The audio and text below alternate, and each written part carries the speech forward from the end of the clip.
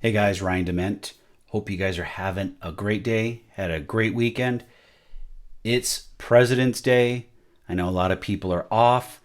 I'm at it, I'm grinding away. I wanted to talk about one thing today: your credit score. Your credit score not necessarily translates into financial freedom. And what I'm trying to say is this: because you have a high FICO score, 800 or above, doesn't mean that you're doing well. It means you're doing well within a system. And that system is meant to keep you in debt. And one of those things that I want to talk about, and I'm going to break down your FICO score for you, is these items.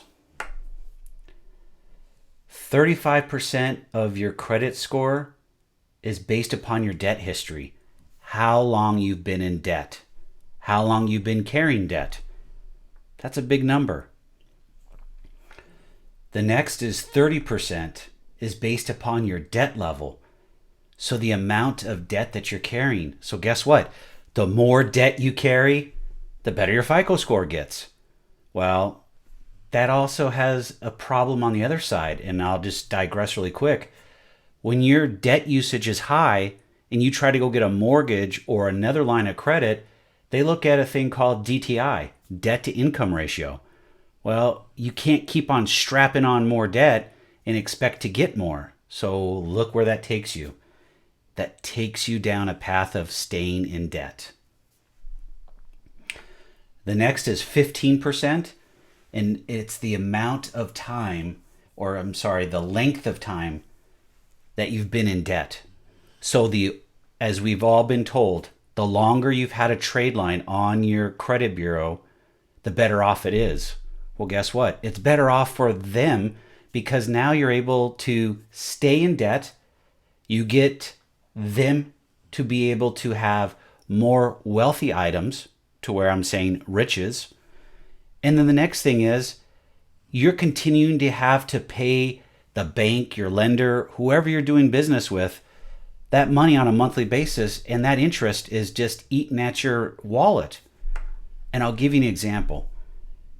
At the high point of my debt, I was carrying close to $4,500 a month in debt payments, debt servicing. $4,500. That's a lot of money. It doesn't matter if I'm making $10,000 a month or $20,000 a month or $6,000 a month. It's still a lot of money. At $6,000 a month, it's a crap load of money. But at the end of the day, $4,500 of my hard-earned money that I got in my bank account, went straight out, gone. And I never got to see it again. So why would you want to keep on moving towards a system or stay in a system that all they do is push you down to stay in debt? The next is 10% of your FICO score is based upon new debt. You got it. And guess what? You add more debt. Now you're starting to come up with problems with debt to income ratio. Now you've got monthly payments where you're only making the monthly minimum payments, which is ultimately keeping you in debt, which is giving your creditor, lender, bank, whoever, more interest over a longer period of time because you're going to stay in debt longer. No bueno. And the last piece is the type of debt. There's all types of different debts. There's credit cards, there's unsecured loans, there's secured loans, there's auto loans, personal loans, student loan debt, medical debt. They all have different weights. And those weights are factored into that equation. But ultimately, if you don't carry the debt, you don't have to play into the system. I'm gonna read off something really quick from Experian that I found online the other day. It says 66% of Americans have a good FICO score or better, and they determine good FICO score or better is 670 to 850. So 66% of Americans.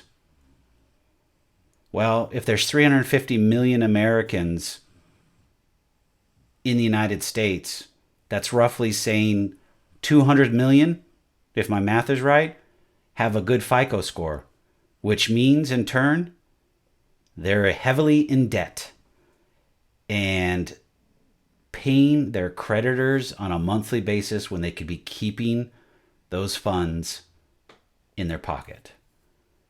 And guys, I know about instant gratification. When you see something you want to go buy it, I get it. I'm all about that. But man, 66% of the population has a good FICO score.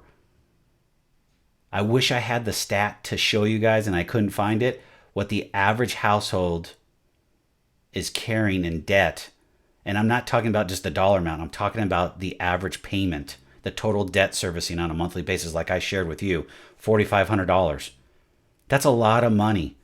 Think about what $4,500 could do for you on a monthly basis. You could start saving for a vacation. You could be putting money away for your kids' college fund. You could be saving up for a down payment on a house. You could be saving up to pay for a car in cash. And if there's goodies or things that you want to get, like an RV or an ATV or some type of toy, $4,500 a month. That's over $52,000 a year. The average toy trailer out there that I'm seeing, travel trailers, $52,000 to $55,000. So in 1 year, you could have actually saved up and paid cash for it and probably got a better deal than what you did when you financed it because of your credit score. Guys, man, when I read this the first time and I saw this, I just couldn't believe it. And it's like, I just blew up. But guess what? You can make a change. You can make a decision to say it's time to stop spending on credit and getting yourself out of debt and being financially free and putting money, your hard-earned money, back into your pockets and not having to worry about continuing to be part of a system that keeps you in debt and down. Think about it. You have a friend in this journey, Ryan Dement, I'm here for you. Reach out. I'm willing to help you, but you got to put the effort in. I look forward to see you guys on the other side. Have a great day.